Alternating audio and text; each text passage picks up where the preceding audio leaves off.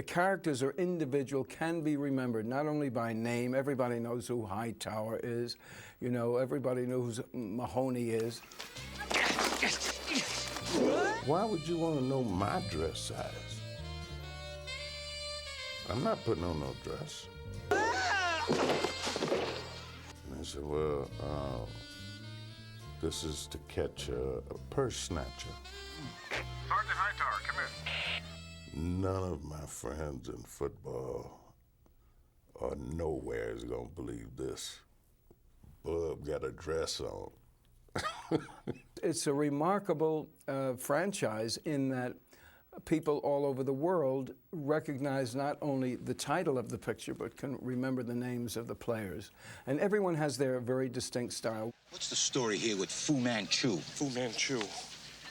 I don't have a Fu Manchu. I'm talking about the stir-fried shrimp from out of town. Oh, my boyfriend in Police Academy 3 and 4 is Brian Tochi, and I had done King and I with him when he was 14, and I played his twin sister's mother with Ricardo Montalban, King and I. You have impressive moves for a cadet. Thank you. And then all of a sudden I go to the set and I think, who's playing this guy who's going to play my love interest? And it turns out it's somebody whose mother I sort of once played. Interesting. I think it's good.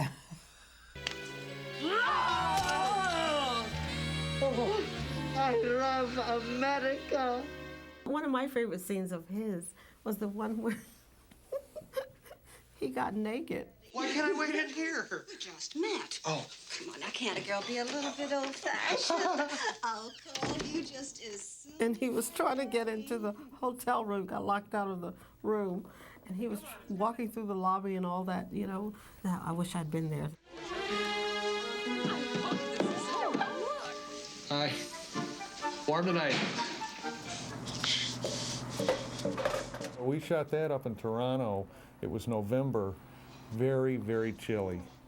And we're running around the streets of Toronto naked. And, you know, I developed a huge fan base up in Toronto. I would have a huger fan base had it not been November and quite so chilly. Don't know what that means. I do know what it means. So. Explain it to me later. Oh, okay.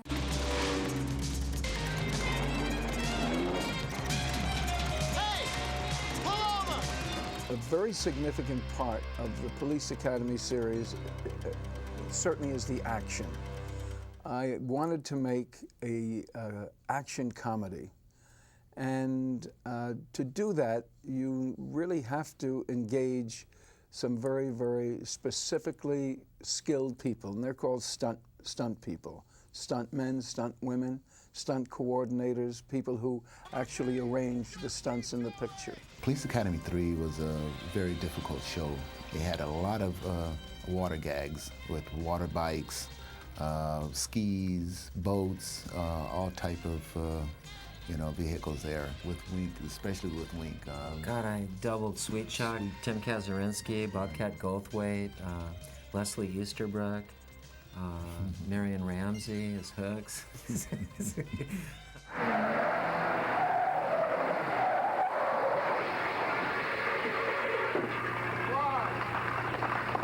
get out. You're not really Marion.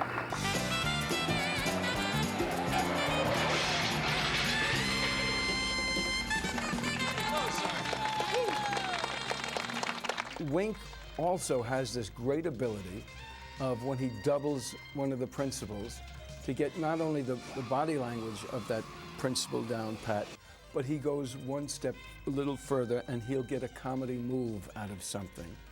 And so Wink Roberts truly has always been a tremendous asset to the whole Police Academy series.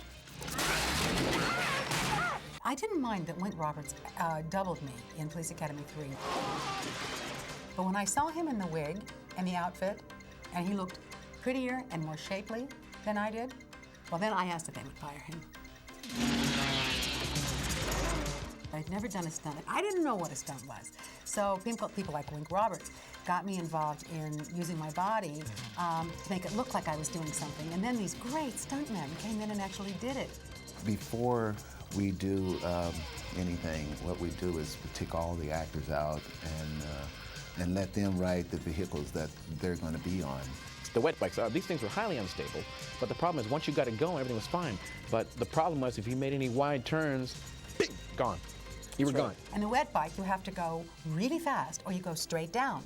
And every time I would start, I would go whoom to the bottom of the lake, whoom to the bottom of the lake. After 4 hours, I learned to ride this wet bike. And in the big scene with the regalia, I went 70 miles an hour on that wet bike around a corner, and instead of turning it off, I ran into the dock. That's all right. Come on, boys. Come on. Come on, Bubba. Get him in, Bubba. Get him in. Oh, shit. There was a gag that Michael had to do. He was on the water bike, but as the bad guys were starting after him and his bike stopped out there in the middle of the water, he had to dive like a submarine. And what they would do is, when the boats were coming, the guy on the dually truck would pull backwards on the cable, on land, under the water, through the pulley, up to me, and would pull the thing down. And it was about 15 seconds. After everybody went by, then they would let it up for just a couple seconds, and then I would lift my hand, and then the truck would go forward a little bit, and then the thing came right back up again.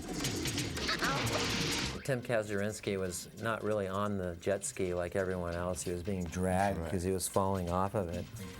We actually had to take this out-of-control ski up and over the island, skid across it, and then back down into the water.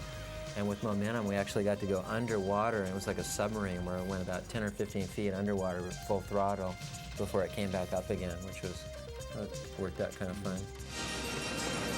If you notice, I rode across with Lassard. I have this thing about sharks. He jumped in the water, grabbed the rope, and it was all set up. The boat took off, and the water went up and went in his face, and he just about had a fit.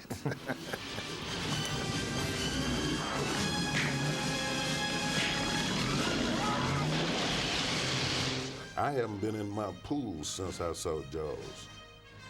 So you know I wasn't getting in the water.